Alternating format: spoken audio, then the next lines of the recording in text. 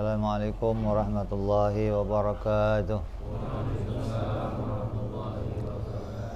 Al-Fatihah ila ruhi Sayyidina wa Habibina wa Syafi'ina Rasulillah Sayyidina Muhammad ibn Abdullah sallallahu alaihi wa ala alihi wa ashabihi wa azwajihi wa dhurriyyatihi inna Allah ya'indu darajatihim bil jannah wa yanfa'una bi asrarihim wa anwarihim wa ulumihim wa nafahatihim wa barakatihim fid dini wa dunya wal akhirah wa yaj'aluna min hizbihim yarzuquna mahabbatahum wa yatawaffana ala millatihim wa yahsyuruna fi zumratihim bil afiyatin wa salamatin lahumul fatihah. A'udzu billahi minasy syaithanir rajim. Bismillahirrahmanirrahim. Alhamdulillahi rabbil alamin arrahmanir rahim maliki yaumiddin. Iyyaka na'budu wa iyyaka nasta'in ihdinas siratal mustaqim. Shiratal ladzina an'amta 'alaihim ghairil maghdubi 'alaihim waladdallin. Amin. Bismillahirrahmanirrahim.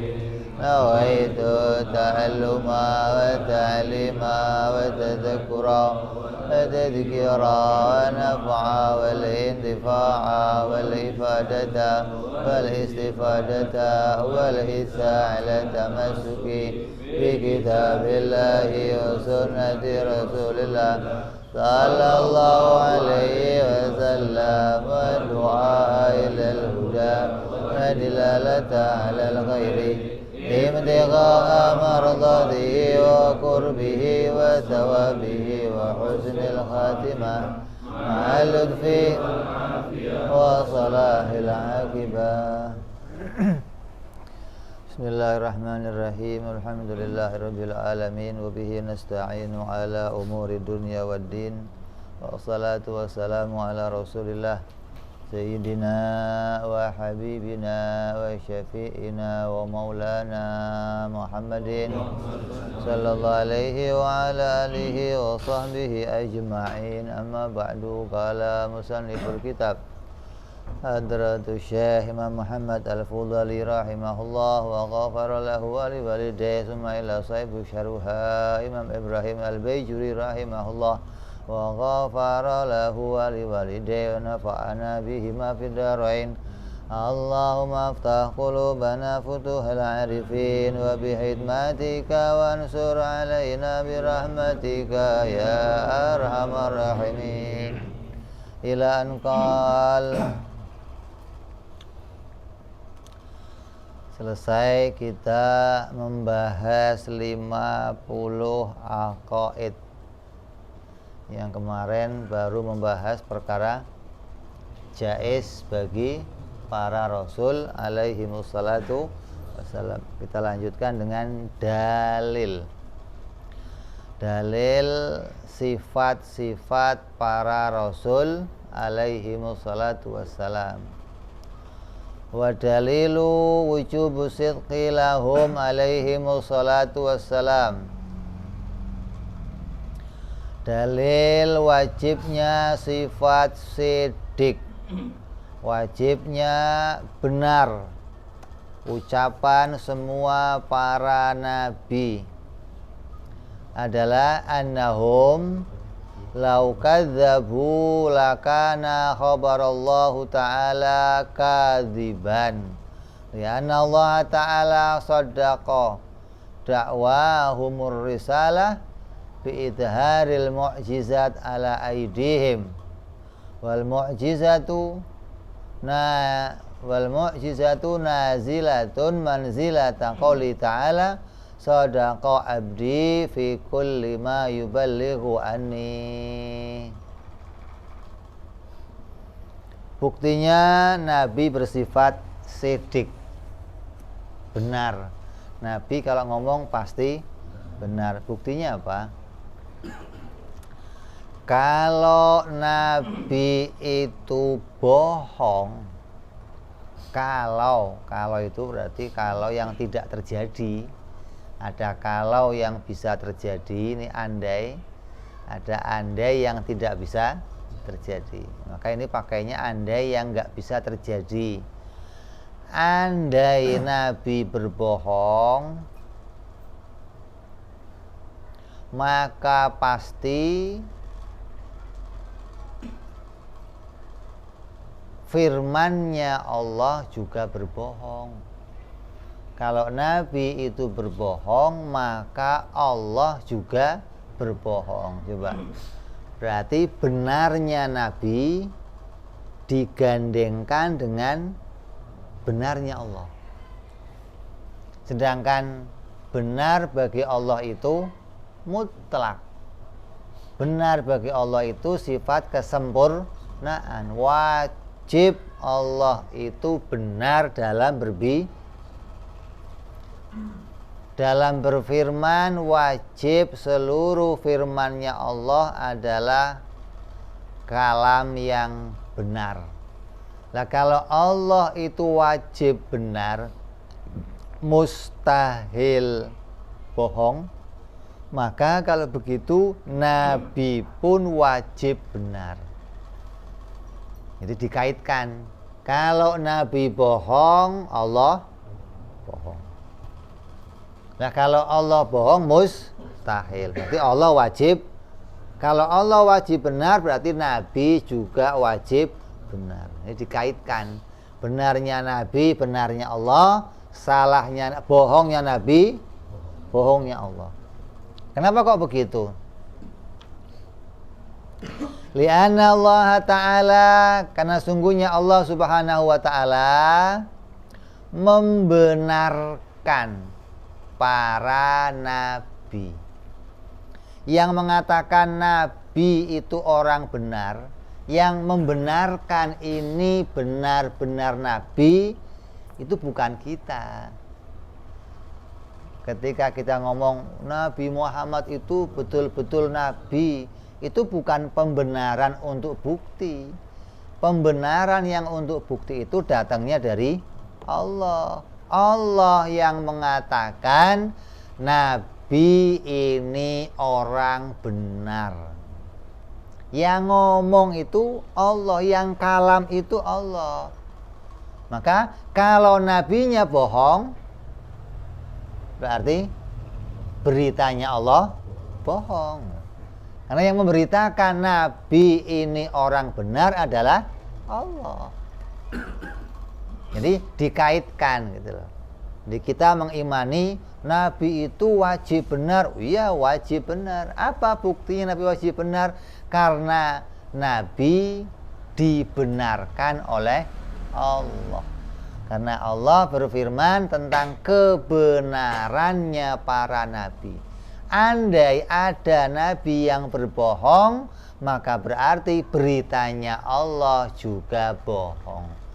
Sedangkan bohongnya berita bagi Allah mustahil. Kalau begitu Nabi juga mustahil berbohong.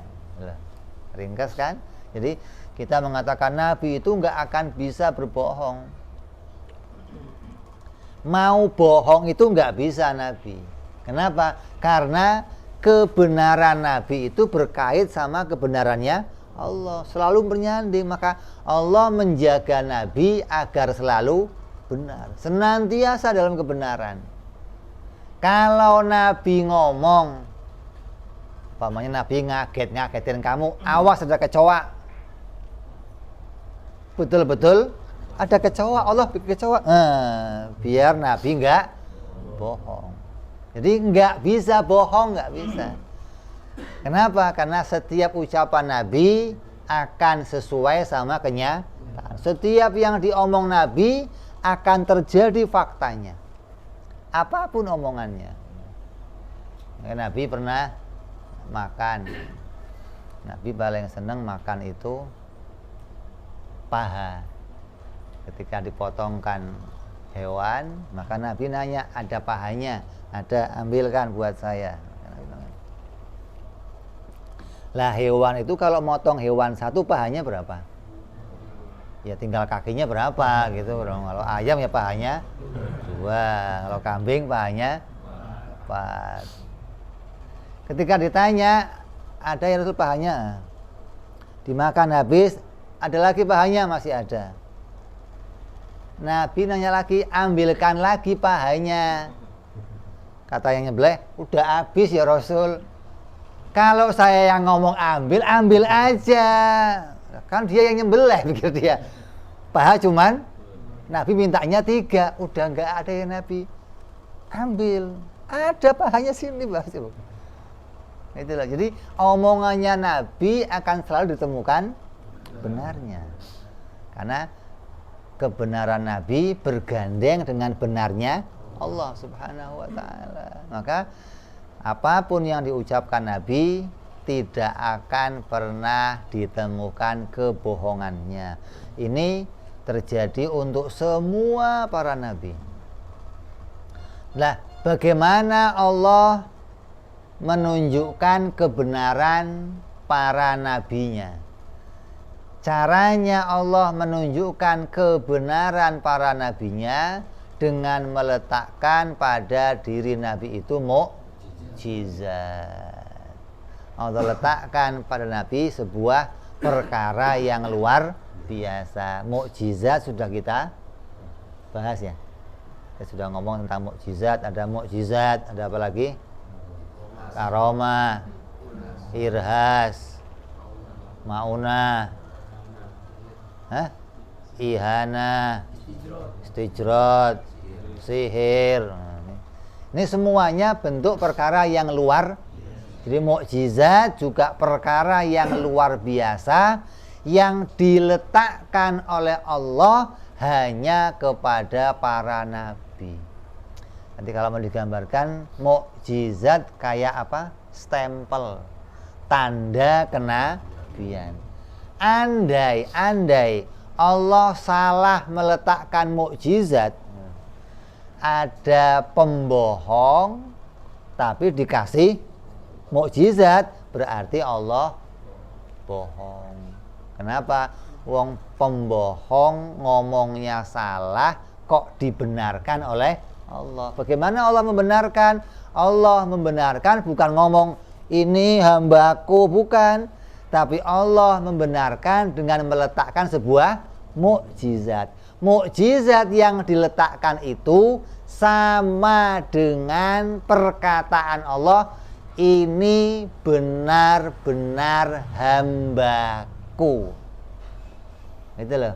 Sodaqo abdi fi kulli ma yuballighu anni. Ini hambaku benar-benar utusanku, dan setiap apa yang disampaikannya benar-benar dari aku. Jadi dengan meletakkan mukjizat, maka mukjizat itu sebagai kalam hukmi namanya. Kalam yang bentuknya sebagai hukum kebenaran dari Allah, membenarkan bahwa Nabi itu betul-betul utusan Allah. Ini namanya pembenaran dari Allah. Allah wajib benar. Apabila Allah membenarkan seseorang, maka orang yang dibenarkan wajib benarnya, gak akan mungkin ditemukan salahnya. Allah maha mengetahui, Allah maha menghendaki. Maka yang dikehendaki jadi orang benar ya pasti benar, yang diketahui jadi orang benar ya pasti orang yang benar. Maka di antara orang yang benar adalah para nabi alaihimus salatu wassalam. Jadi mukjizat itu sebanding dengan firman Allah. Jadi nggak usah pakai ngomong lagi kayak kamu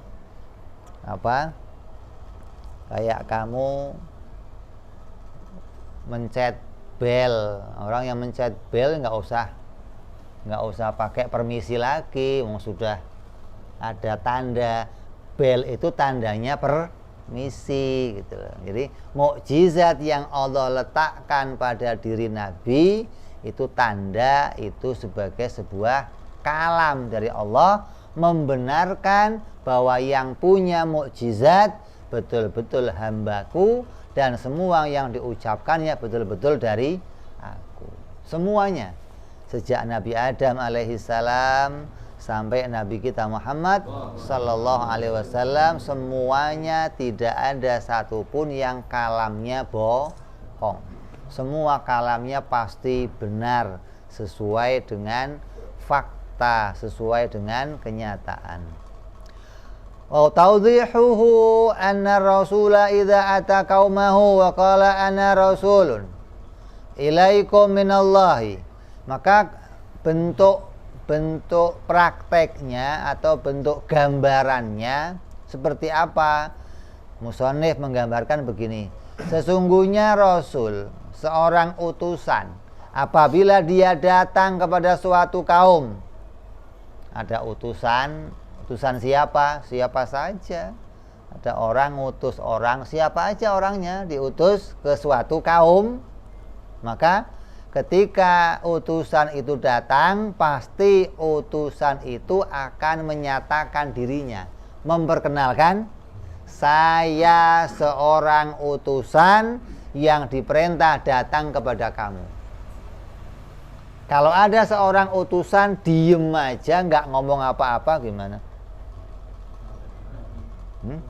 Kamu siapa? Ini mau ngomong, kita tahu dari mana dia utusan. Kalau dia seorang utusan, dia akan ngaku dirinya adalah seorang utusan yang diperintahkan untuk datang ke suatu kaum.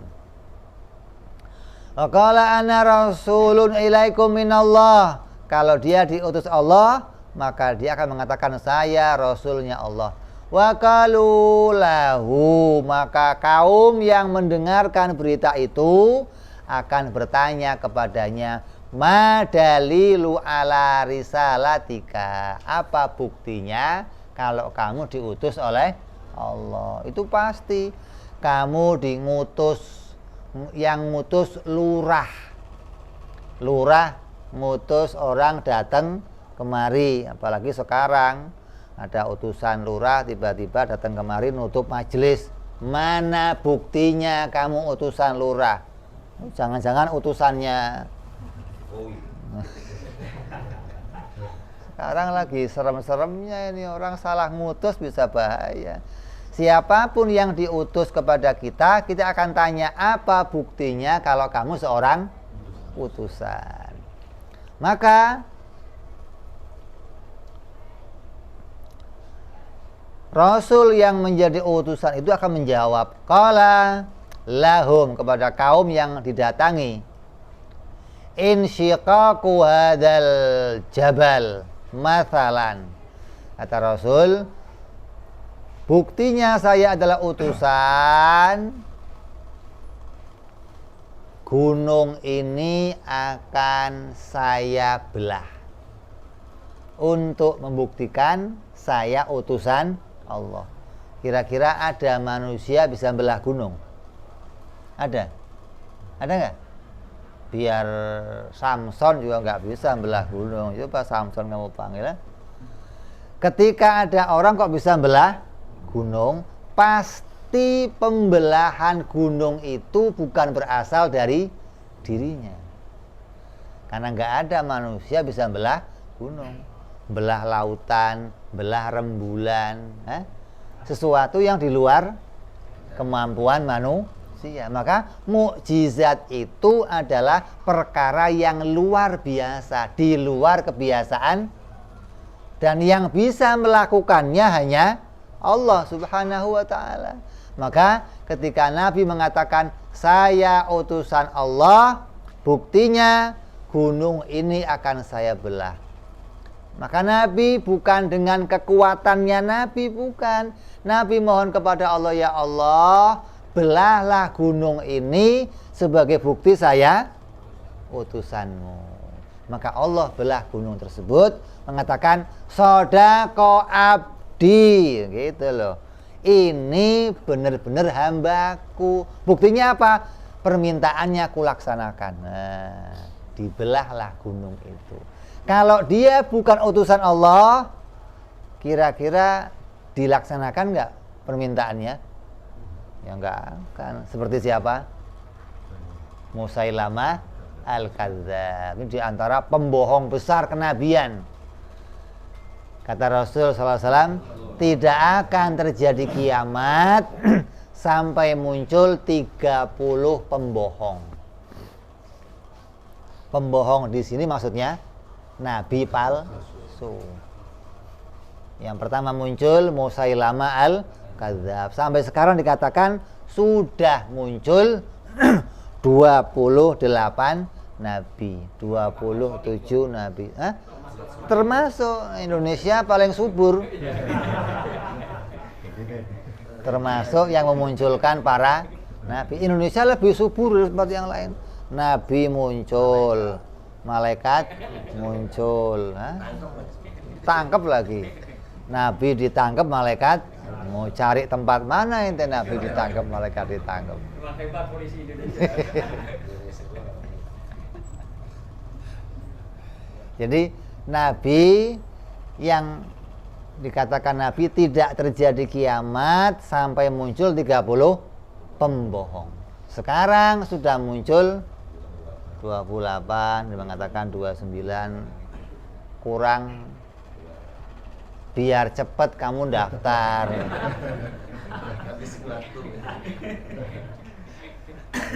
Kurang 2 doang tanggung, Mas. Terus akan bermunculan. Maka para pembohong ini juga praktek seperti Nabi yang sebenarnya. Ya Allah, jadikanlah sesuatu sebagai bukti saya utusanmu. Maka Allah enggak menjadikannya, karena dia bukan utusan Allah. Allah tidak meletakkan mukjizat kecuali betul-betul dia utusan Allah. Contohnya Musailamah al-Kadzab yang minta, di antaranya ada seorang pengikutnya yang matanya sakit, minta diobati. Musailamah minta kepada Allah agar Allah mengobati orang ini sebagai bukti dia utusan Allah. Maka bukan diobati sembuh, malah buta. Ini menunjukkan Allah tidak membenarkan dia sebagai utusan Allah. Apabila Allah membenarkannya, melaksanakan perintahnya, maka sama saja Allah berbicara, ini betul-betul hambaku. Maka semua yang dia katakan betul-betul dari aku. Ini namanya pembenaran Allah pada seorang utusannya dengan meletakkan apa? Mukjizat. Maka mukjizat nggak sembarangan.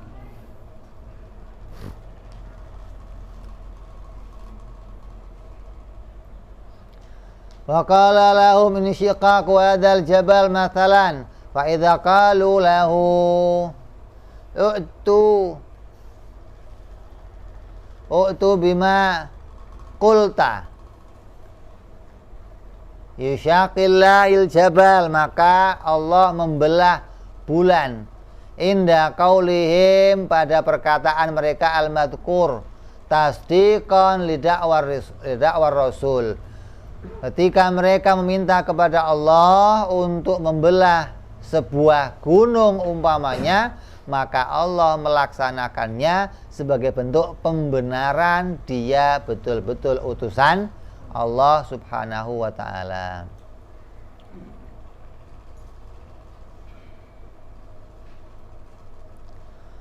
Fasyakallahu ta'ala al-jabal, maka Allah membelah gunung nazilata manzilata qauli ta'ala sadaqa abdi fi kulli ma yuballighu anni. Maka gunung yang terbelah itu menjadi khobar hukmi. Sama saja Allah mengkhobarkan bahwa ini betul-betul hambaku dan apa-apa yang disampaikannya betul-betul dari aku. Falau kana rasulu kadziban, apabila seorang rasul itu berbohong, lakana hadal khobar kadziban, maka khobar yang mengatakan ini adalah hambaku dan semua yang apa yang dia ucapkan dari aku adalah khobar yang bohong. Wal kizbu alaihi ta'ala muhalun, sedangkan bohong bagi Allah adalah mustahil. Fayakunu kadzaba rasulu muhalan, kalau begitu bohongnya para rasul juga mustahil. Faidan tafa'anhumul kizbu thabata lahumus sidqu, maka apabila tetap dinafikannya kebohongan bagi para nabi, maka akal menetapkan wajibnya benar pada ucapan para nabi. Nah, ucapan para nabi itu ada yang bentuknya hadis, ada yang bentuknya Al-Quran, semua diucapkan oleh nabi. Bedanya apa? Kalau nabi mengucapkan itu yang bentuknya Al-Quran, nabi melarang, nabi perintah sahabatnya untuk menulis. Kalau nabi katakan tulis, oh berarti nabi mau bersabda yang isinya firman Allah, maka sahabat nulis. Kalau nabi nggak mengatakan tulis, oh berarti itu hadis, bukan Al-Quran. Ini tanda bedanya gitu loh. Dan semua kalamnya nabi pasti benar, mau itu hadis, mau itu yang lainnya. Maka kalau kita baca sebuah hadis, terus kita praktek sebuah hadis, ternyata nggak muncul kenyataannya, maka jangan salahkan hadisnya, begitu. Karena nabi kalamnya pasti benar. Ketika kau nggak terlaksana, maka ada yang salah pada diri kita. Ada yang belum terpenuhi dalam syaratnya. Seperti apa? Nabi katakan suratul waqiah, suratul ghina. Surat waqiah itu surat kekayaan. Siapa yang baca surat waqiah akan jadi orang kaya. Saya mau tanya, kamu baca enggak? Enggak percaya saya baca kamu. Lah melarat semua begini. Lah Nabi ngomong waqiah surat kaya. Kamu kaya belum? Jadi yang salah waqiahnya.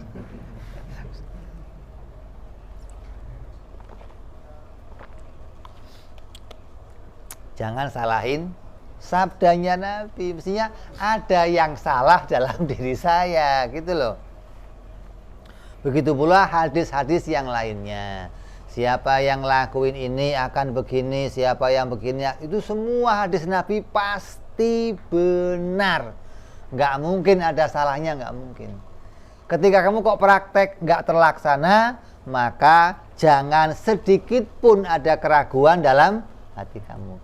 Ragu kamu sedikit pada kebenarannya, iman kamu gugur, iman kamu hilang, iman kamu tidak ada lagi pada para nabi, karena mereka wajib benar dalam setiap ucapannya.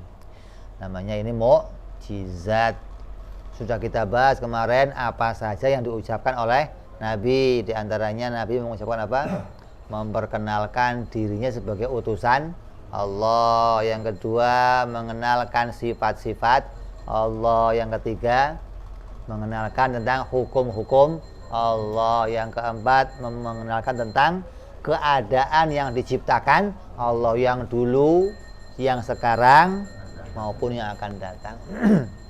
Semuanya pasti ditemukan kebenarannya, karena setiap yang disampaikan Nabi ini semuanya datang dari Allah Subhanahu wa ta'ala. Dikatakan la yantiku anil hawa in huwa illa wahyun yuha.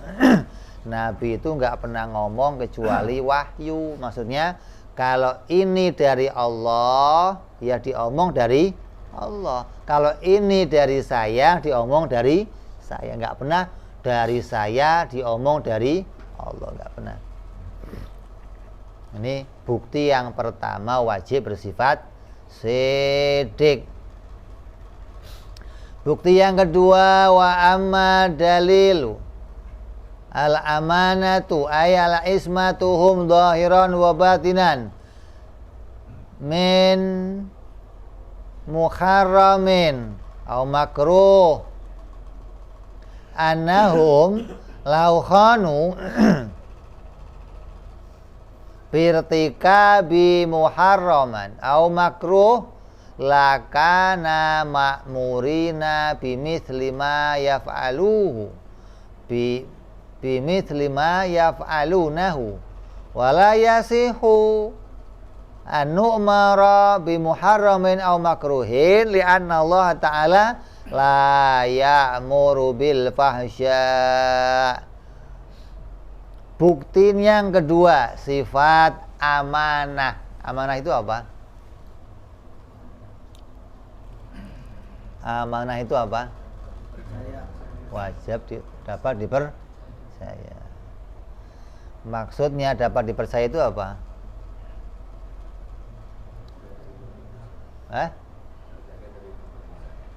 Maksudnya dapat dipercaya, nggak pernah ngelakuin salah, gitu loh. Maka dapat dipercaya. Kalau ngelakuin salah, nggak dapat dipercaya. Makanya para pejabat itu disumpah agar dia dapat dipercaya, gitu loh. Saya sumpah nggak akan melakukan satu kesalahan. Kenapa? Agar bisa dipercaya, dia harus menyatakan diri, saya tidak akan ngelakuin kesalahan. Ini Nabi SAW itu dijaga oleh Allah, tidak bisa ngelakuin kesalahan. Di Nabi itu tidak bisa berbuat salah, gitu loh. Bukan Nabi itu termasuk hadis yang mengatakan apa? Al insanu mahalul khata' wan nisyan. Itu insan di situ secara umum, tapi bukan para nabi. Nabi bersabda, aku tidak pernah lupa, dan aku apabila lupa itu dijadikan lupa oleh Allah. Nah, salah itu diantaranya sebab dari lupa, dari lalai. Ini nggak pernah terjadi sama Nabi. Maka Nabi tidak pernah melakukan satu kesalahan pun. Maka kita wajib iman tentang ismahnya para Nabi.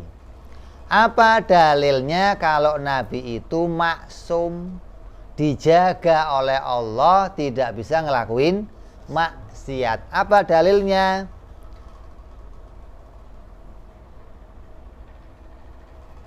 Dalilnya adalah annahum, sungguhnya mereka, laukhanu, apabila mereka berbohong, apabila mereka khanu, berkhianat. Apabila ada salah satu tingkahnya Nabi menyalahi perintah Allah, berarti dia berkhianat. Dia mencoreng kemuliaan dirinya sendiri. Maka apabila ada Nabi yang demikian, birtikabi muharramin au makruhin, dengan sengaja atau tidak sengaja melakukan yang haram ataupun yang makruh, lakana ma'murina bimithli ma yaf'alunahu, maka niscaya kita semua sebagai umatnya akan diperintah mengikuti yang dilakukan para nabi. Kenapa? Nabi adalah uswatun hasanah, contoh terbaik, contoh tertinggi. Nggak ada contoh yang lebih baik dari yang dikerjakan Nabi. Lah kalau nabinya kok salah, berarti kita suruh nyontoh orang. Mungkin nggak? Mungkin nggak kita suruh nyontoh orang yang salah? Nggak mungkin. Kenapa nggak mungkinnya?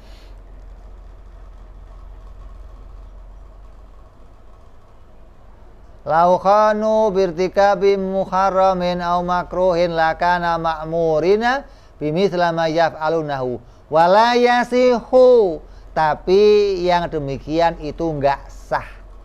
Apa itu? An-nu'mara bimuharramin au makruhin. Tidak mungkin, tidak sah kalau kita itu diperintahkan mengikuti Nabi untuk mengerjakan yang haram dan yang makruh. Kenapa enggak mungkin? Li'anna Allah ta'ala la ya'muru bil fahsya. Karena Allah, sungguhnya Allah tidak pernah merintah kepada perkara yang jelek-jelek. Innallaha la ya'muru bil fahsya'i wal munkar. Ini kamu kan hafal kalau khutbah Jumat ada ya? Ya nggak hafal nggak Jumatan berarti ente. Atau tidur Jumat. Bangun-bangun udah Allahu Akbar, Allahu Akbar. Bangun. Enggak begitu bangun, ini ada Jumatan khotib katanya. Itu diingatkan bahwa Allah tidak akan pernah merintah perkara yang mungkar. Mungkar itu namanya perkara haram atau makruh. Dua perkara ini nggak akan diperintahkan oleh Allah Subhanahu wa Ta'ala untuk kita kerjakan. Maka para nabi pun tidak mungkin melakukan dua perkara tersebut. Li'anna Allah Ta'ala la ya'muru bil fahsya'i. Kalau di dalam tafsir, fahsya itu jelek, munkar jelek. Kok jelek dua diulang ngapain? Allah nggak pernah perintah yang jelek-jelek. Jelek satu udah jelas ya, Allah nggak pernah perintah yang kenapa pakai dua jelek. Ada yang membahas bahwa dua jelek itu dibedakan. Ada jelek yang urusannya sama syahwat, ada jelek yang urusannya bukan sama syahwat. Artinya ada manusia yang urusannya, kesalahannya nggak urusan syahwat. Kayak apa contohnya? Minum arak, judi, riba, berantem, malakin. Ini nggak urusan sama syahwat. Ada yang urusan sama syahwat, apa? Urusan perempuan, urusan apa? Kawin lagi, perkosa anaknya orang, urusan pelecehan. Ini urusan sama syahwat. Dua perkara ini kadang nggak menyatu pada satu orang. Ada orang doyan mabok, doyan judi, tapi nggak doyan cewek. Ada?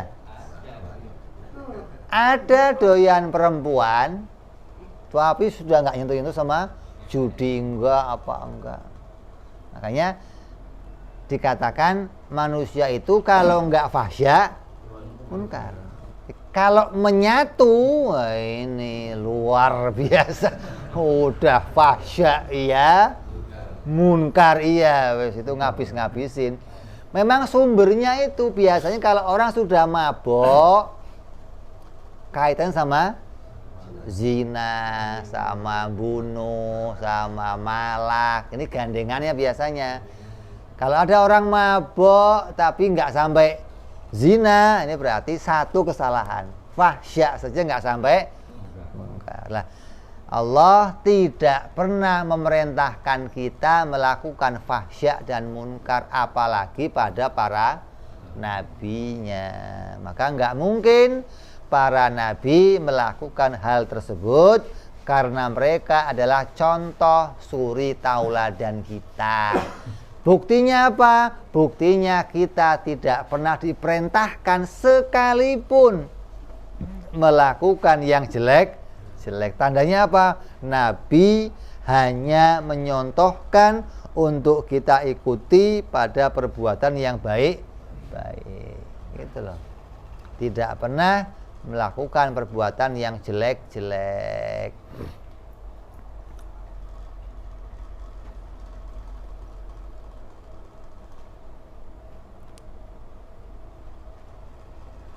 Fata'yinu annahum lam yaf'alu, maka yang nyata bahwa mereka itu para nabi lam yaf'alu, mereka semua sejak Nabi Adam alaihissalam sampai Nabi kita Muhammad sallallahu alaihi wasallam tidak pernah melakukan illa ta'ah, kecuali taat kepada Allah. Imma wajibatun, terkadang yang dikerjakannya perbuatan yang wajib, au mandubatun, atau yang sunnah. Jadi perbuatan Nabi itu hanya berputar dua itu, wajib, sunnah, wajib, sunnah, muter begitu. tidak pernah menyentuh pada perkara-perkara yang lainnya. Kita juga begitu. 24 jam waktu kita itu kita ada dalam pantauan hukum, ada dalam pantauan CCTV-nya Allah Subhanahu wa ta'ala yang memantau kita ngelakuin perbuatan apa. Kalau kita mengerjakan yang wajib, selesai wajib ngerjain yang sunnah, habis sunnah tidak sunnah lagi atau enggak kembali ke wajib, maka yang terjadi 3. Kalau enggak haram, makruh, mubah. Karena dalam hidup kita diatur oleh hukum syar'i yang punya 5 aturan: wajib, sunnah, haram, makruh, mubah. Lah Nabi tidak pernah ngelakuin perbuatan kecuali 2, wajib, sunnah. Sunnah selesai, sunnah lagi. Udah sunnah, wajib lagi. Terus wajib, sunnah, wajib, sunnah. Kalau kita bisa ngerjain itu, maka kita akan terhindar dari yang makruh, dari yang haram, dari yang mubah. Maka pertama yang diusahakan menghindari yang haram. Kamu kan begitu biasanya, kita ya. Ini mah makruh nggak haram, mending lah kita kerjain lah gitu. Ini haram, saya enggak.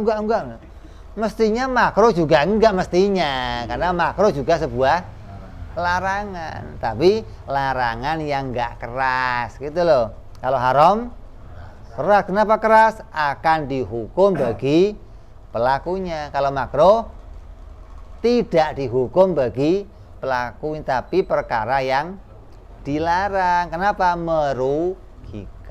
Lah, kalau kita bisa menjaga wajib sunnah, maka kita akan meninggalkan yang haram dan yang makruh. Ini perintahnya Allah Subhanahu wa ta'ala demikian. Wala tadhulu af'alahum al-mubahat, maka tidak terjadi pada amal perbuatannya para nabi perkara yang mubah. Coba, jangankan haram, jangankan makruh, mubah saja Nabi nggak ngerjain. Mubah contohnya apa? Mubah, makan, kawin, tidur, bekerja, itu hukumnya. Nabi nggak pernah ngerjain mubah, kecuali mubah itu meningkat menjadi wajib atau sunnah. Kalau mubah yang murni jadi mubah, tidak pernah dikerjakan Nabi. Maksudnya makan, yang makannya ngemil, maksudnya nggak ada untungnya, nggak ngambain nggak menambahkan alat untuk ibadah, tenaga untuk ibadah, tapi untuk ngemil saja, iseng, maka tidak pernah dikerjakan Nabi. Kawin, yang kawinnya itu tidak meningkat kepada wajib dan sunnah, nggak pernah dikerjakan Nabi. Semuanya, bekerja, tidur, apalagi semua yang dasar hukumnya mubah tidak pernah dikerjakan Nabi, kecuali naik menjadi wajib atau sunnah.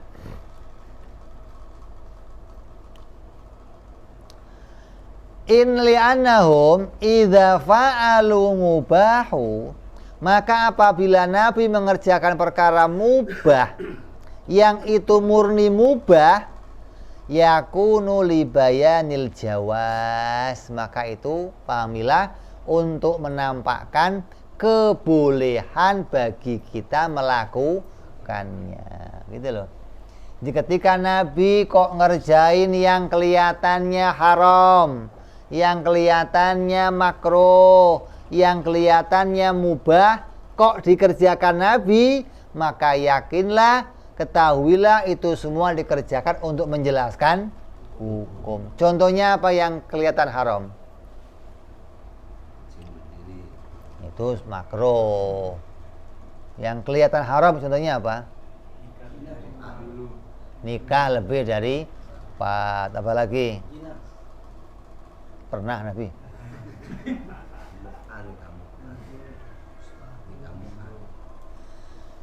Sholat duhur 2 rakaat salam. Haram nggak? Nabi pernah ngerjain. Berarti haram? Oh enggak. Ketika Nabi ngerjakan untuk menjelaskan hukum, gitu loh. Kalau kamu kok sampai salam 2 rakaat ketika sholat duhur, maka nggak usah diulang dari awal, tapi cukup lanjutkan lagi 2 rakaat, terus sujud sahwi, terus salam. Tapi syaratnya kamu belum ngopi. Lah ya, habis salam jangan ngopi dulu di warung kopi. Lu tadi 2 rakaat doang, masa sih? Balik 2 rakaat lagi, nggak boleh. Syaratnya kalau 2 rakaat kamu lupa terus salam, diingatkan posisi kamu masih di situ dan kamu belum banyak berbicara. Maka ketika diingatkan, bro, kurang tuh, oh iya, bangkit langsung, tambahkan rakaat yang tadi tertinggal, lalu sujud. Ini dikerjakan Nabi untuk menjelaskan hukum. Kalau Nabi nggak ngerjain itu gimana? Ya kita ngulang lagi dari awal. Asal lupa, ulang lagi, lupa, ulang lagi. Tapi hikmahnya Nabi menjelaskan hukum, kita jadi tahu, oh caranya begitu. Gitu loh. Jangan dianggap Nabi saja ngerjain yang haram. Oh nggak boleh. Itu kelihatan haram bagi Nabi. Tapi hukum sebenarnya itu wajib bagi Nabi. Kenapa? Karena menjelaskan hukum. Apalagi yang makruh, kencing berdiri, apalagi wudu sekali-sekali, makan berdiri, minum. Kok Nabi pernah ngerjain itu? Maka untuk menjelaskan hukum. Andai Nabi nggak pernah kencing berdiri gimana? Wajib jongkok. Oh, kamu kan repot pakai celana jongkok-jongkok, apa nggak ribet ente? Celananya pensil lagi. Makanya ketika nampak hal itu terjadi pada Nabi, maka ketahuilah Nabi melakukan itu untuk menjelaskan hukum kepada kita. Jadi jangan dianggap Nabi aja ngelakuin haram, Nabi aja ngelakuin kesalahan. Ini nggak pernah ngaji orang pasti, karena nggak tahu ismah bagi para Nabi dijaga oleh Allah dari ngelakuin kesalahan. Loh itu Nabi Adam. Jauh-jauh Nabi Adam kok. Saya tanya, kamu seneng nggak Nabi Adam makan buah huldi? Kalau seneng jangan nyalahin, goblok. Gitu dong. Kalau nyalahin kamu nggak seneng mestinya. Kenapa Nabi Adam makan buah? Wong seneng kok nyalahin. Kalau seneng mestinya good untuk makan buah huldi gitu dong. Jangan ya makan makannya itu bukan menjadi perkara yang menurunkan derajat kemuliaannya, karena itu untuk menjelaskan hukum pada kita. Begitupun yang nampak salah pada perbuatan nabi-nabi yang lainnya, ketika nampak mereka salah, maka itu untuk menjelaskan Nabi. Itu enggak berlebihan, Beb. Loh, bagaimana berlebihan? Para nabi diutus oleh Allah untuk menjadi contoh bagi kita. Maka Allah senantiasa menjaga mereka agar selalu dalam kebaikan. Maka mereka tidak pernah melakukan kesalahan karena Allah menghendaki mereka senantiasa jadi contoh yang baik untuk manusia. Ini semua terjadinya demikian. Jangan dianggap Nabi kan sama kayak kita manusia biasa. Ini yang keliru ya.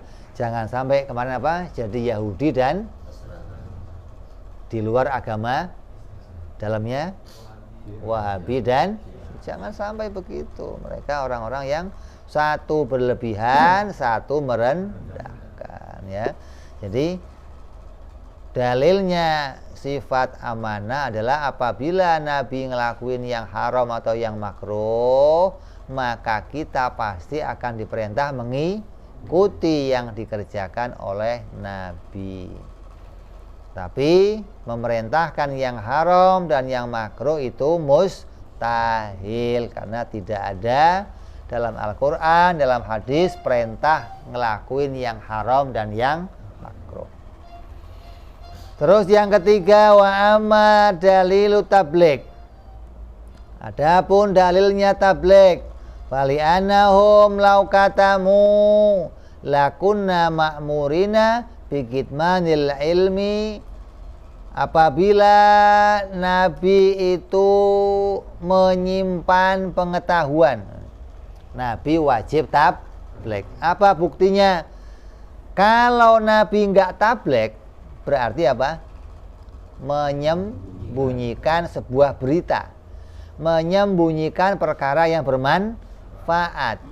Maka pasti kita sebagai umat juga diperintahkan menyembunyikan perkara yang manfaat. Asal ada kitab kita simpen, kan manfaat. Kenapa? Nabi aja nyimpen, saya juga ikut nyimpen. Lah kalau sahabat nyimpen, tabiin nyimpen, tabiin nyimpen, sampai pada kita nyampainya apa? Ya nggak nyampe apa-apa, habis sudah tersimpan semua. Tapi nyatanya nggak begitu kan? Quran sampai kepada kita masih 30 juz, hadis masih lengkap sampai pada kita, perintah-perintah Allah sampai pada kita. Tandanya jangankan Nabi, sahabat saja nggak ada yang menyimpan ilmu pengetahuan. Beda sama orang-orang Yahudi, gitu. Yahudi paling senang nyimpan kebenaran, sesuatu yang bermanfaat disimpan oleh mereka. Kenapa? Yang lain biar bodoh, yang penting saya. Oh, ini bukan orang Islam. Orang Islam nggak diperintah seperti itu.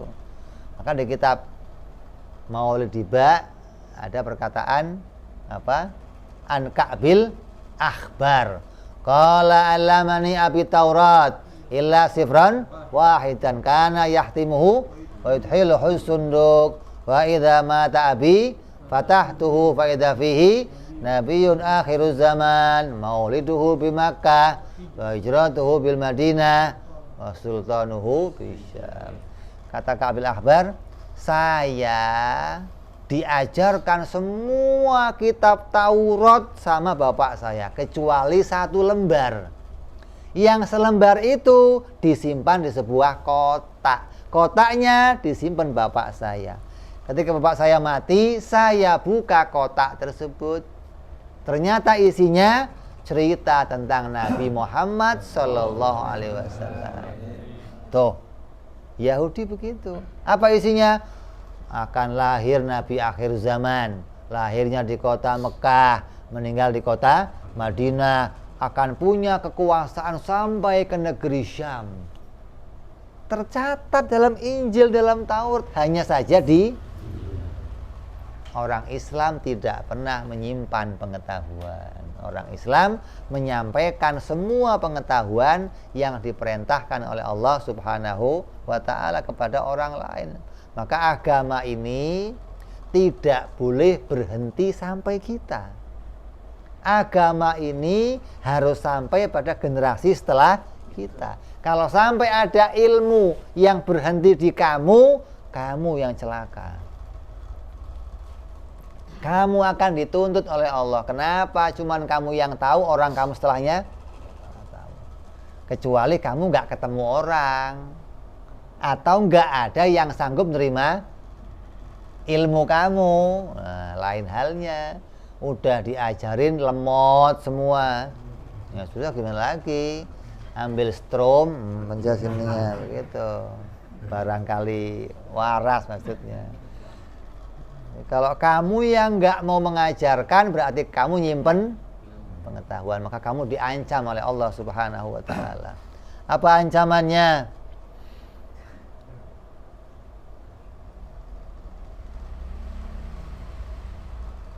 lau katamu lakunna ma'murina bikitmanil ilmi wala yasihu anaktumul ilma li'anna katimahu mal'unun.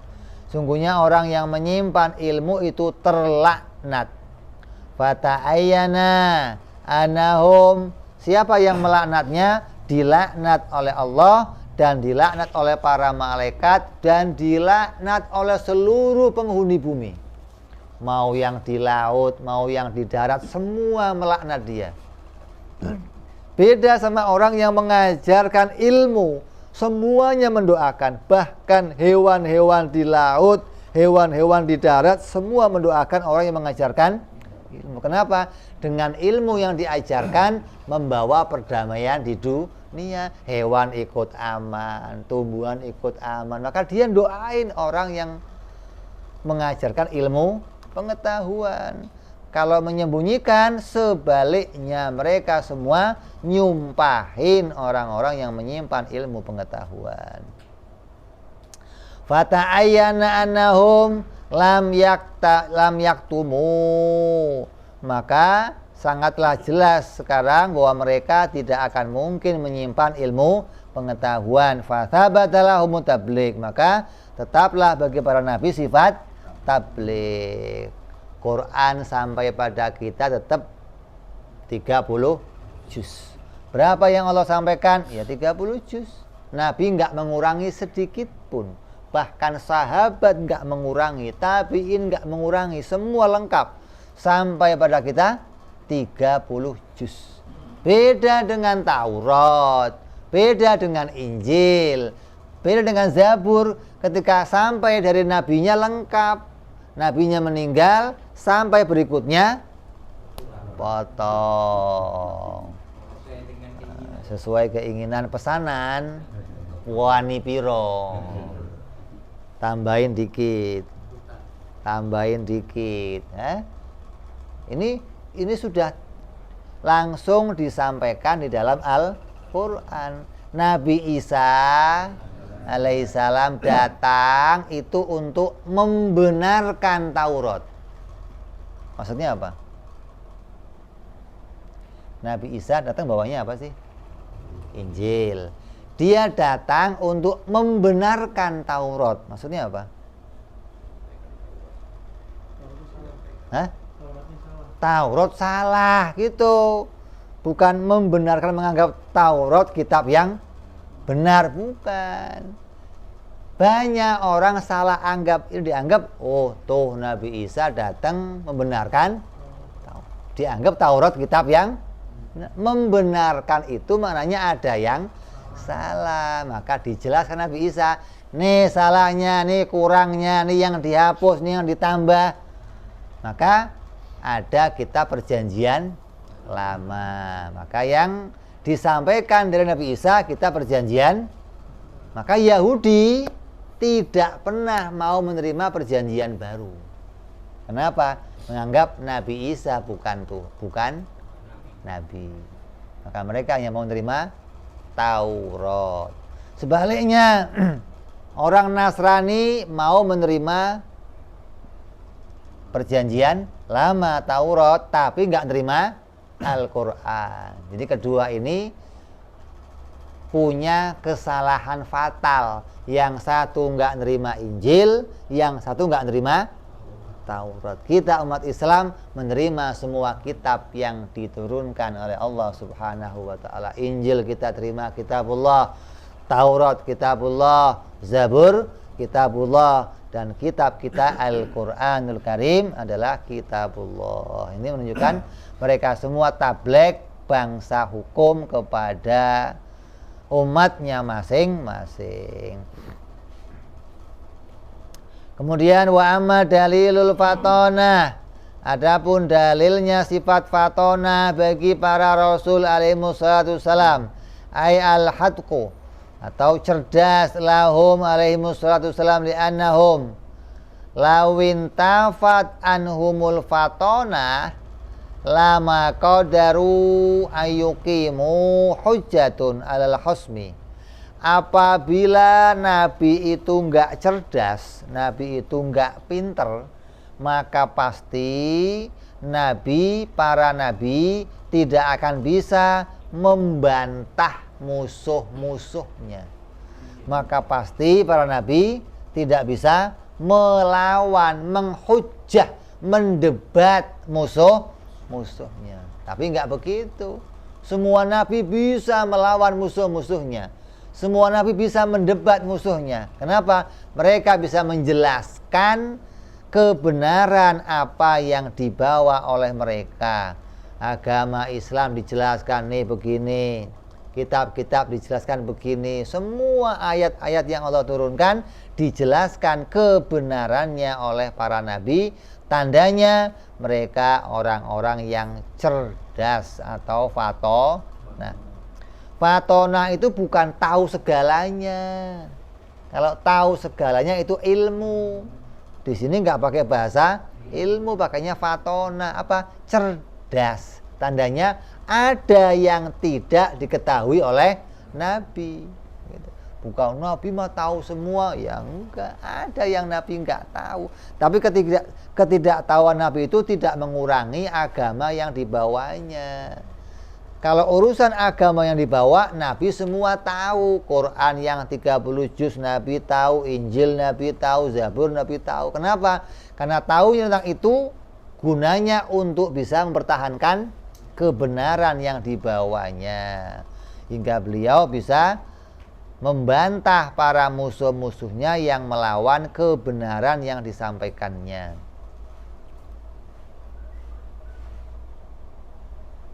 Lama qadaru ayukimu hujjatun al-husmi, lakin iqamatul hujjah minhum al-husmi dalun alaihal Qur'an. Tapi adanya hujjah, adanya bantahan yang disampaikan Nabi pada umatnya tertera dalam Quran. Tandanya apa? Allah membenarkan, membuktikan mereka orang yang cerdas. Kenapa? Sampai diabadikan di dalam Quran kalimat-kalimat mereka yang membantah para musuh-musuhnya.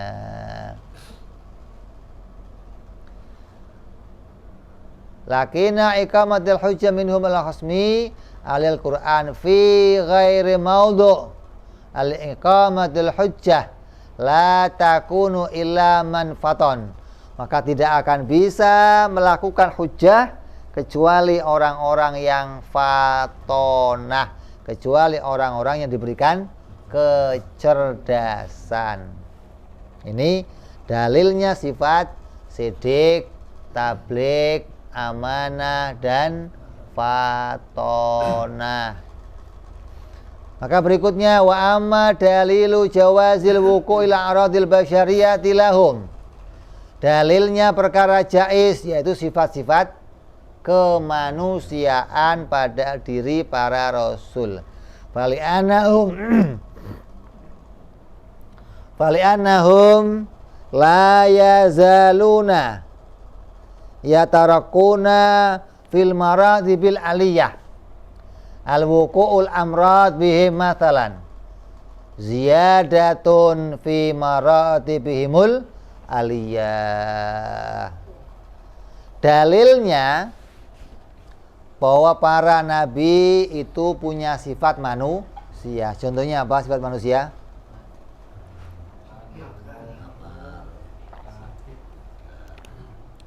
Makan, minum, sakit, bekerja, tidur, kawin, semua sifat-sifat kemanusiaan terjadi pada mereka, tapi sifat kemanusiaan yang tidak mengurangi derajat kemuliaannya. Apa buktinya sifat-sifat kemanusiaan ini ada pada para nabi? Sesungguhnya para nabi itu senantiasa dinaikkan oleh Allah derajatnya. Hari ini mulia, besok kan yang kita kenal kalau malaikat imannya bagaimana? Tetap, nggak naik. Kalau kita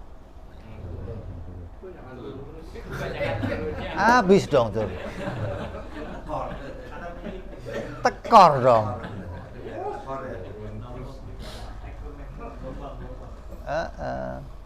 Kalau naik banyak, turun dikit nggak apa-apa Sur.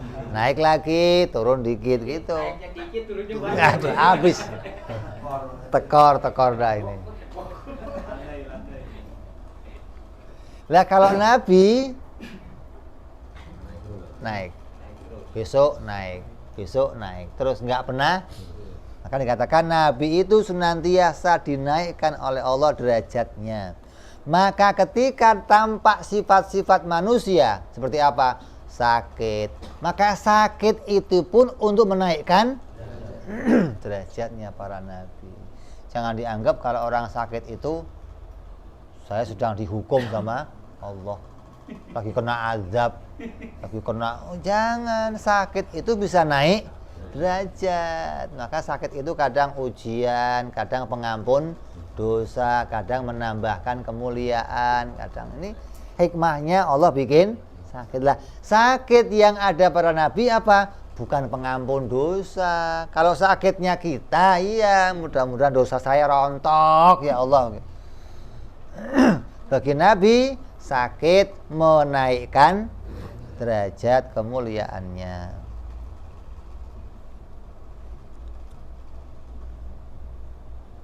Ziyadatun fi maratibul aliyah wali ajli ayatasalla bihim ghairahum wa ya'riful aqil.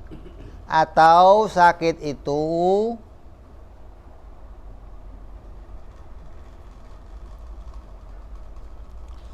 untuk menggembirakan orang lain. Coba, sakitnya Nabi itu bikin senengnya orang lain. Ente seneng Nabi sakit? Sakitnya Nabi bikin senengnya. Maksudnya apa? Kita jadi sadar yang kayak Nabi saja yang begitu mulia diberi sakit. Yang nggak pernah dosa, yang patuhnya kepada Allah luar biasa, yang derajatnya naik terus masih dikasih. Nah, kalau kita pantas kalau sakit, maka kepantasan itu menjadi melegakan kita gitu loh. Ketika kita kok sakit parah, lihat para nabi yang sedang sakit, ya Allah, belum apa-apa saya. Sakitnya Nabi menjadi hiburan kita. Nabi saja sakit, itu loh maksudnya. Hingga kita teredam. Kalau kita melihat, coba saya kayak Nabi yang nggak pernah sakit, maka kita akan menganggap sakitnya kita itu nggak ada pengobatnya. Kita merasa menderita, merasa susah. Tapi ketika kita lihat Nabi saja sakit, redam sakit kita, ya Allah. Nabi yang begitu berbakti, banyak amalnya aja sakit. Kita ibadah kurang, taat kurang, dosa nambah apa kurang? Nambah terus. Tapi kok diberi sakit, ini sebuah layak, pantas saya sakit. Jangan ngeluh, ya Allah, Bu, jangan sakit. Nabi aja nggak ngeluh begitu, jangan sakit. Itu yang dosa sabrek-abrek, ngeluh jangan sakit. Maka dengan melihat keadaan itu, redam keadaan kita. Terus wa ya'riful aqil, sakitnya Nabi menjadi penyadar tiap orang yang berakal. Apa sadarnya? Anna dunya laisat darul jaza. Dunia bukan tempat pembayaran. Dunia bukan tempatnya pemberian upah. Tapi dunia tempatnya ujian. Dunia tempatnya apa? Allah berikan bencana, Allah berikan bala, Allah berikan amal, semua ada di dunia. Dikatakan dunia mazra'atul akhirah. Dunia adalah ladangnya bercocok tanam untuk nanti dipanen di akhirat. Jadi kalau orang lihat Nabi sakit, Nabi yang begitu mulia sakit, berarti dunia bukan tempat. Kalau dunia tempat pembayaran, yang pertama dapat kemuliaan siapa? Tempatnya akan mulia, kedudukannya akan mulia, fisiknya akan mulia. Tapi nggak begitu nyatanya. Ada yang mengalami sakit, susah, giginya pecah, darahnya keluar. Tandanya dunia bukan tempat pembayaran bagi kita. Maka jangan betah-betah di dunia. Jangan menganggap dunia sebagai tempat yang nyaman. Jangan. Kita ini harus bisa doktrin diri kita sebenarnya. Doktrin, kalau kamu kan nggak ketemu Nabi, terus nggak ada ulama yang doktrin kamu, maka kamu harus doktrin diri kamu sendiri. Apa? Kamu ngerjain apa saja di dunia nggak akan puas. Di dunia tidak ada tempat yang memuaskan. Seberapa kayanya kamu, seberapa kuatnya kamu, seberapapun yang kamu miliki, Allah nggak bikin kepuasan di dunia. Kepuasan hanya ada di kehidupan kedua kita nanti. Mati, bangun, baru kamu akan dipuaskan oleh Allah sepuas-puasnya. Yang kamu di dunia nggak pernah puas, akan puas di sana. Apapun yang kamu inginkan, puas di sana. Maka sebuah kekeliruan mencari kepuasan di dunia. Ini yang diajarkan Nabi pada sahabat-sahabatnya. Maka mereka zuhud. Apa kata Sayyidina Ali? Saya putus hubungan sama nafsu saya. Coba. Sayyidina Ali, putus hubungan, saya nggak akan mengikuti. Kenapa? Karena dia hanya cari kepuasan yang di dunia nggak ada, gitu loh.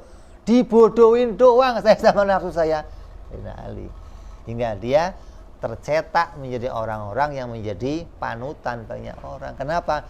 Punya thariqah, punya cara bagaimana menghadapi dunia dengan keadaan baik, tanpa dengan keadaan yang mengikuti hawa nafsunya. Hingga mereka mendapatkan bayaran yang mulia nanti di akhirat. Ini doktrin yang harus kita masukkan. Anak kita, keluarga kita doktrin. Ada yang memuaskan nanti di akhirat. Jangan puas-puas di dunia. Ada. Terus, kalau sehari enggak, 2 hari enggak, terus tahun 2 tahun, akan tercetak di pikiran anak-anak kita, tercetak di pikiran kita, gitu loh. Kalau enggak kita doktrin, kita enggak akan dapat pemahaman ini. Harus didoktrin, dimulai dari diri kita sendiri, bahwa dunia bukan tempat yang memuaskan. Kalau dunia tempat yang memuaskan, mereka para nabi yang pertama kali puas di dunia, nikmat di dunia, bahagia di dunia. Tapi enggak itu yang terjadi. Jadi sifat kemanusiaan, sakitnya Nabi jadi alamat penting untuk kita. Bukan sembarangan Allah bikin Nabi sakit. Begitu banyak hikmah yang Allah jadikan pada keadaan sakitnya Nabi Sallallahu Alaihi Wasallam.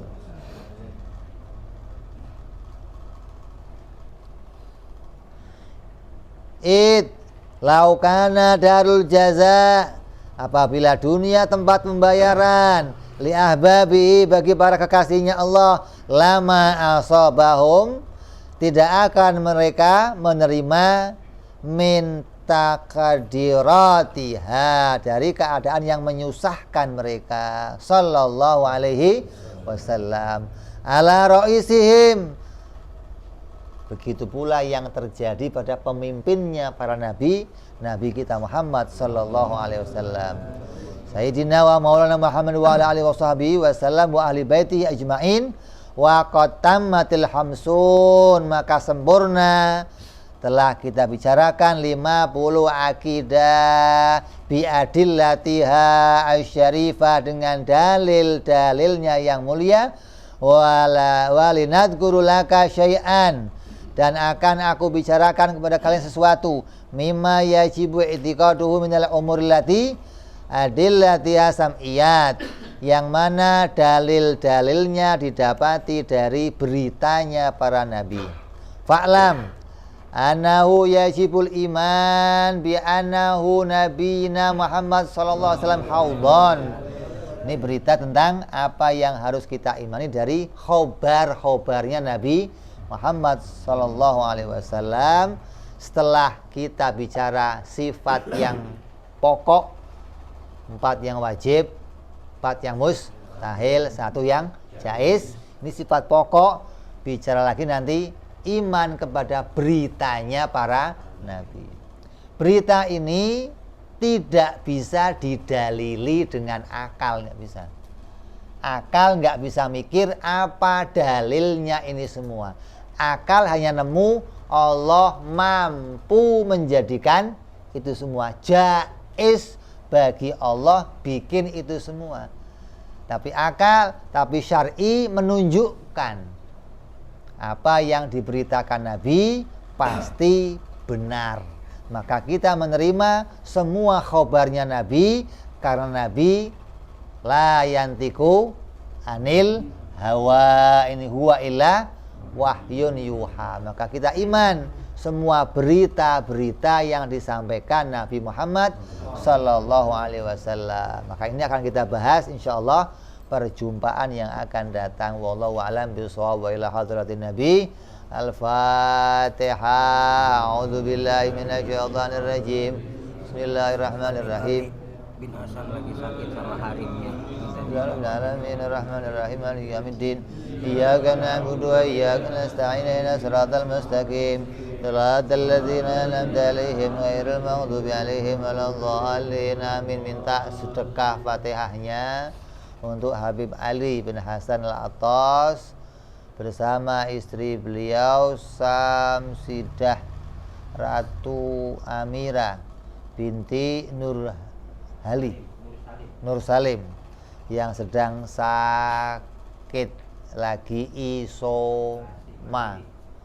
Kita doakan mudah-mudahan penyakitnya diangkat oleh Allah Subhanahu wa taala, kembali disehatkan oleh Allah Subhanahu wa taala, dan juga yang hadir semua yang keluarganya sakit mudah-mudahan disehatkan oleh Allah, diangkat penyakitnya oleh Allah Subhanahu wa taala ala hadiniyah wa ala niyatin shalihah wa ila hadratin nabi. Al-Fatihah. A'udzubillahi minasyaitonir rajim. Bismillahirrahmanirrahim. Alhamdulillahirabbil alamin arrahmanir rahim maliki yaumiddin. Iyyaka na'budu wa iyyaka nasta'in. Ihdinas siratal mustaqim. Siratal ladzina an'amta 'alaihim ghairil maghdubi 'alaihim waladdallin. Amin. Ya Rabbana tarabna biyana naqtarabna wa anana asrabna 'ala al-dhash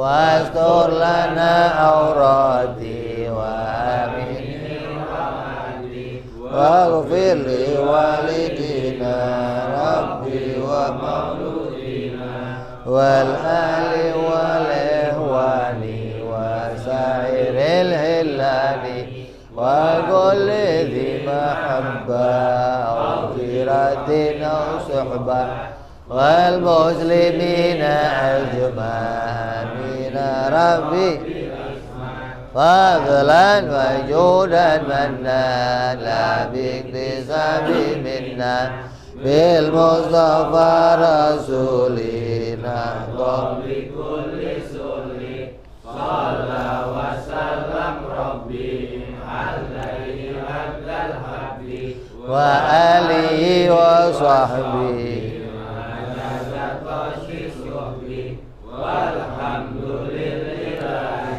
fil badi wa ta'ala subhana rabbika rabbil izzati amma yasifun wa salamun alal mursalin walhamdulillahi rabbil alamin. Assalamualaikum warahmatullahi wabarakatuh.